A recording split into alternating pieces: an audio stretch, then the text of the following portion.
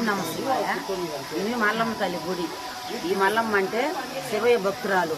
అప్పుడు ఆ రోజుల్లో కష్టాలు పెట్టి బాగా ఆమెనే తల్లి లేకపోతే మారుతల్లి కష్టాలు పెట్టి అత్తగారింటికి వస్తే ఆ అత్త ఆడబిడ్డలు తోడుకోళ్ళు ఆమె హింస పెట్టి కష్టాలు పడితే ఒక నదికి పోయి నీళ్లు తెమ్మని బిందికి సొట్టలు పెట్టి చిల్లులు పెట్టి ఇస్తే ఆ నీళ్ళన్నీ తోడి తోడి తోడి మైకి మైకి పడిపోద్ది.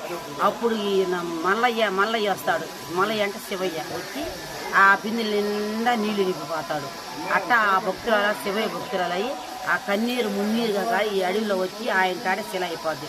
కన్నీరు వస్తూ ఉంటుంది. అప్పటి నుంచి ఇప్పుడు మనకు తెలియాలని మన నరులు మనకి ఏం తెలియదని ఆ కన్నీరు మల్లమ్మ కన్నీరు అంటారు. ఆమెని కన్నీరు ఇప్పుడు కూడా వస్తూ ఉంటాయి.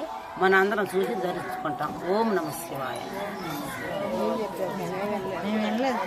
ఇదే కన్నీళ్ళు కాదు అమ్మవారు నాకు ఏమేసిందంటే అమ్మవారికి అంత దుఃఖం ఎందుకు వచ్చింది, ఆ కళ్ళల్లో నుంచి అంత నీరు ఎందుకు వచ్చింది, ఆనంద బాష్పాలు దుఃఖం ఎందుకు వచ్చింది ఆమెకి, అన్ని కన్నీళ్ళు ఎందుకు వచ్చిందంటే ఆమెకు తల్లి లేదు, మారుదల్లి ఇబ్బందులు పెట్టుద్ది.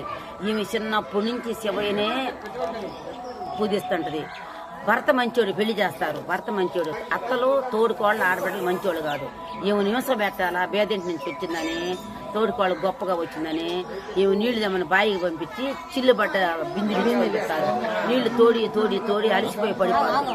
అప్పుడు శివయ్య వచ్చి శుభ్రంగా ఆ కనగలో నీళ్ళన్నీ వస్తాయి. ఆమె కన్నీరు ఇప్పుడు వస్తానే ఉంటాయి.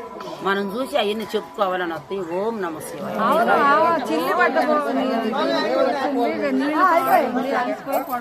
ఆయన వస్తాడు, శివయ్య వస్తాడు.